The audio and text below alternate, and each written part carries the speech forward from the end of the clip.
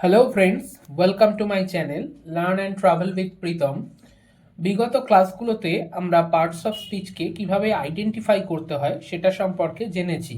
তো সেই সময়ে আমি তোমাদের উদ্দেশ্যে বলেছিলাম যে পরবর্তী ক্লাসগুলোতে আমরা পার্টস অফ স্পিচের যে ডিটেল ক্লাস সেগুলো নিয়ে আসব, আর প্রত্যেকটা পার্টস অফ স্পিচকে নিয়ে ডিটেলে আলোচনা করব। তারই মধ্যে আজকে আমাদের প্রথম ক্লাসে আমরা অ্যাডজেক্টিভ দিয়ে স্টার্ট করছি। এরপরে নেক্সট ক্লাসগুলোতে আমরা প্রত্যেকটা পার্টস অফ স্পিচকে ধীরে ধীরে আলোচনা করতে থাকবো। তো চলো আজকে আমাদের ক্লাস শুরু করা যাক। পার্টস অফ স্পিচের মধ্যে একটা খুব গুরুত্বপূর্ণ পার্ট হলো অ্যাডজেক্টিভ। প্রথম কথা হচ্ছে অ্যাডজেক্টিভ বলতে আমরা কি বুঝবো। অ্যাডজেক্টিভ বলতে আমরা বিশেষত আমরা যেটা বাংলাতে বলি সেটা হচ্ছে বিশেষণ। বাংলা দিয়ে আমরা বলতে গেলে বোঝাই যে বিশেষণ কোন পদটা, যেটা বিশেষ্য বা সর্বনামের দোষ গুণ প্রকাশ করে বা মডিফাই করে। সেটার সাথে আমরা যদি একটুখানি ইংরাজির ক্ষেত্রে এসে দেখি, ইংলিশ গ্রামারের ক্ষেত্রে কি দেখব, যে adjective is a word that tells us more about a noun or pronoun. তাহলে অ্যাডজেক্টিভ হচ্ছে এমন একটা ওয়ার্ড যেটা নাউন এবং প্রোনাউন এইটা সম্পর্কে ডিটেলে কিছু বলে, বা নাউন বা প্রোনাউনের পাশে বসে সেই নাউন বা প্রোনাউনকে মডিফাই করার চেষ্টা করে। আমি এখানে সেটাই লিখেছি, দেখো যে অ্যাডজেক্টিভ কি করে, ডিটেলে কোনো একটা নাউন বা প্রোনাউনের পাশে বসে নাউন বা প্রোনাউনটাকে কি করার চেষ্টা করে, মডিফাই করার চেষ্টা করে। ঠিক আছে, নাউন বা প্রোনাউনকে মডিফাই করার চেষ্টা করে, নাউন বা প্রোনাউন সম্পর্কে আরও ডিটেল কিছু বলার চেষ্টা করে। ধরো আমি তোমাদেরকে বলছি যে সে একজন player, he is a player. ঠিক আছে, তাহলে সে তো প্লেয়ার, খেলে, সে খেলোয়াড়। আমি যদি তার এক্ষেত্রে যদি একটা অ্যাডজেক্টিভ ইউজ করি সেন্টেন্সে, দিয়ে বলি হি ইজ আ গুড প্লেয়ার, তাহলে দেখো তো প্লেয়ারটাকে এই যে ওয়ার্ডটা গুড সেটা মডিফাই করছে। প্লেয়ারটা কত ভালো প্লেয়ার, মানে প্লেয়ারটা কেমন প্লেয়ার, প্লেয়ারটা খুব ভালো প্লেয়ার, সেটাই আমাদের বোঝাচ্ছে। এই সেন্টেন্সগুলোতে দেখো, I am eating a burger, এটা একটা নর্মাল সেন্টেন্স, আমি কি খাচ্ছি, বার্গার খাচ্ছি। কিন্তু আমি যদি বলি যে I am eating a tasty burger, তাহলে বার্গারটা কেমন, বার্গারটা হচ্ছে টেস্টি বার্গার। দেখো এই টেস্টি ওয়ার্ডটা কিন্তু বার্গারের আগে বসছে, বার্গারটা হচ্ছে গিয়ে নাউন, আর টেস্টি ওয়ার্ডটা কি হচ্ছে, বার্গারের আগে বসছে, দিয়ে বার্গারটাকে মডিফাই করছে। তাহলে এখানে টেস্টি কি হয়ে গেল, একটা অ্যাডজেক্টিভ, যে এই নাউনটার আগে বসে নাউনটাকে মডিফাই করতে হেল্প করছে। তারপরের সেন্টেন্সে কি দেখবো আমরা, she is a beautiful girl. গার্লটা কি, এখানে গার্লটা হচ্ছে নাউন, কিন্তু এই নাউনের আগে এই যে ওয়ার্ডটা আমরা বসিয়েছি বিউটিফুল, তাই তো এই বিউটিফুল ওয়ার্ডটা গার্লের আগে বসে গার্লটাকে কি করছে, মডিফাই করছে। গার্লটা কেমন, গার্লটা বিউটিফুল, বালিকাটা কেমন, সুন্দর, খুব সুন্দর, তাই তো। তাহলে এখানে বিউটিফুলটা কি হয়ে যাচ্ছে, অ্যাডজেক্টিভ। নেক্সট এক্সাম্পল যদি আমরা দেখি, তাহলে দেখব যে হি ইজ আ ব্রিলিয়ান্ট স্টুডেন্ট। এক্ষেত্রে দেখো স্টুডেন্ট কি, ঠিক একইভাবে স্টুডেন্ট হচ্ছে নাউন, সেন্টেন্সে ইউজ হচ্ছে। আমরা নাউনের ক্লাস যখন করব আমরা জানবো যে নাউনকে কিন্তু আমরা সেন্টেন্সে সাবজেক্ট অ্যান্ড অবজেক্ট এই দুটো ভাগে ব্যবহার করতে পারি। তাহলে সেই ক্ষেত্রে দেখো এই নাউনের আগে কে বসছে, ব্রিলিয়ান্ট ওয়ার্ডটা দিয়ে কি করছে, কি নাউনটাকে আরো বেশি করে এর দোষ গুণ ভাব ইত্যাদি প্রকাশ করছে, একে আরো মডিফাই করছে। তাহলে এই শব্দটা কি হয়ে গেল, এই ওয়ার্ডটা এখানে অ্যাডজেক্টিভ হয়ে গেল। তুমি দেখো অ্যাডজেক্টিভটার নামটা থেকেই আমরা কিন্তু, অ্যাডজেক্টিভ যে নামটা রয়েছে এই নামটা থেকেই আমরা কিন্তু বুঝতে পারবো। দেখো অ্যাডজেক্টিভ, ঠিক আছে, জেক্ট, দ্যাট মিনস জেক্ট আমরা কি পাই, সাবজেক্ট অবজেক্ট, তাই তো। আর এই সাবজেক্ট আর অবজেক্ট হিসাবে কারা আসতে পারে, সাবজেক্ট অবজেক্ট হিসাবে নাউন আসতে পারে, প্রোনাউন আসতে পারে। তাহলে এই সাবজেক্ট অবজেক্ট এদের সাথে কিন্তু কোনো একটা কানেকশন তৈরি করছে অ্যাডজেক্টিভটা। তাই আমরা এটাই বলতে পারি যে ধরো যে পার্টস অফ স্পিচ নাউন বা প্রোনাউনের সাথে বসে সেই নাউন বা প্রোনাউনকে মডিফাই করছে, তার সম্পর্কে এক্সট্রা কিছু ইনফরমেশন দিচ্ছে, তার দোষ গুণ ভাব ইত্যাদি প্রকাশ করছে বা বোঝাচ্ছে, সেটাই হয়ে যাচ্ছে আমাদের অ্যাডজেক্টিভ। এবার আমরা দেখব অ্যাডজেক্টিভকে কতগুলো ভাগে ভাগ করা যায়। ধরো বেসিক্যালি আমরা অ্যাডজেক্টিভকে 8 ভাগে ভাগ করতে পারবো। এবার এই 8 ভাগে যে আমরা অ্যাডজেক্টিভকে ডিভাইড করি তার প্রত্যেকটা ভাগ সম্পর্কে আমরা এক এক করে বিস্তারিতভাবে জেনে নিই। এক্ষেত্রে প্রথমেই আসে অ্যাডজেক্টিভ অফ কোয়ালিটি। ঠিক আছে, তোমরা কোয়ালিটি ওয়ার্ডটা দেখে একটা জিনিস কিন্তু বুঝতে পারবে যে অ্যাডজেক্টিভ অফ কোয়ালিটি কি বোঝায়। অ্যাডজেক্টিভ অফ কোয়ালিটি এটাই বোঝাচ্ছে যে সেই নাউনটা কি ধরনের বা সেই প্রোনাউনটা কি ধরনের। দেখো এখানে বলে দিয়েছি আমি, adjective of quality describes a characteristics of thing, person and place.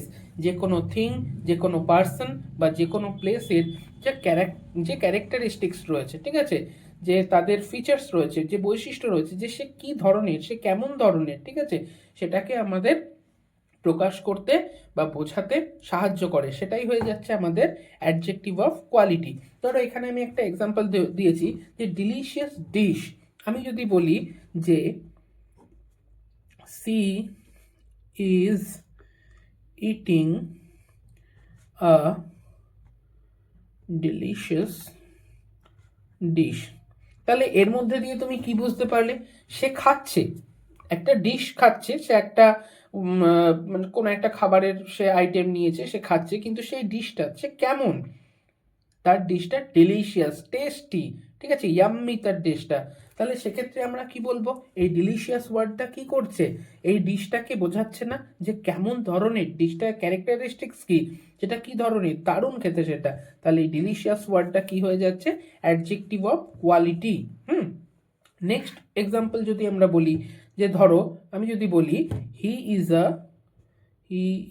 A nice person, তাই তো আমরা এটাকে বলতেই পারি। তাহলে সে একজন খুব ভালো মানুষ, nice person, he is a nice guy. তাহলে এই পার্সনটা আমাদের কি করছে? পার্সনটা হচ্ছে ব্যক্তি, সে ভালো মানুষ, ভালো ব্যক্তি, তাই তো। এবার ব্যক্তিটা কেমন? সে একজন ব্যক্তি তো ঠিক আছে, but he is a nice person, সে কি ধরনের মানুষ? সে নাইস পারসন, সে ভালো ব্যক্তি। তাহলে এখানে একইভাবে নাইসটা কি হয়ে যাচ্ছে? নাইসটা হয়ে যাচ্ছে অ্যাডজেক্টিভ অফ কোয়ালিটি। আমরা যদি থার্ড এক্সাম্পল নিই, কি বলবো? যে আমি যদি বলি ইট ইজ অ্যান এগ, তাহলে ধরো আমরা কি বুঝবো? ইট ইজ অ্যান এগ মানে হচ্ছে এটা একটা ডিম, তাই তো। কিন্তু আমি যদি বলি যে it is an rotten egg, তাই তো, it is an rotten egg, তাহলে আমরা কি বলবো? যে ধরো এগটা কেমন ডিম, এখানে এগটা কেমন? রটেন, ঠিক আছে, এগটা কেমন, এখানে এগটা হচ্ছে রটেন, পচা ডিমের কথা এখানে বলা হয়েছে। তাহলে এখানে রটেন ওয়ার্ডটা কি করছে? রটেন ওয়ার্ডটা এই অ্যাডজেক্টিভ অফ কোয়ালিটি হিসাবে এক্সপ্রেস করছে নিজেকে। তাহলে আমরা অ্যাডজেক্টিভ অফ কোয়ালিটির এখানে এক্সাম্পল পেয়ে গেলাম। নেক্সট আমরা যদি দেখি, চলে আসি অ্যাডজেক্টিভ অফ কোয়ান্টিটির ক্ষেত্রে। ঠিক আছে, অ্যাডজেক্টিভ অফ কোয়ান্টিটি বলতে আমরা কি বোঝাবো? অ্যাডজেক্টিভ অফ কোয়ান্টিটি বলতে আমরা বোঝাবো যে adjective of quantity shows a quantity of noun or pronoun. কোনো নাউন বা প্রোনাউনের যে কোয়ান্টিটি, দ্যাট মিনস দেখো কতটা পরিমাণ, আমি লিখেই দিয়েছি যে কতটা পরিমাণ যদি আমরা বোঝাই, তাহলে সেক্ষেত্রে আমরা অ্যাডজেক্টিভ অফ কোয়ান্টিটির কিন্তু ইউজ করি। এক্ষেত্রে প্রথমে একটা জিনিস বুঝতে হবে যে কোয়ান্টিটি বলতে কিন্তু আমরা সেখানে কোনো রকমের সংখ্যার মেনশন করি না। ঠিক আছে, অ্যাডজেক্টিভ অফ কোয়ান্টিটি কিন্তু কোনো রকমের সংখ্যার মেনশন করি না আমরা সেখানে।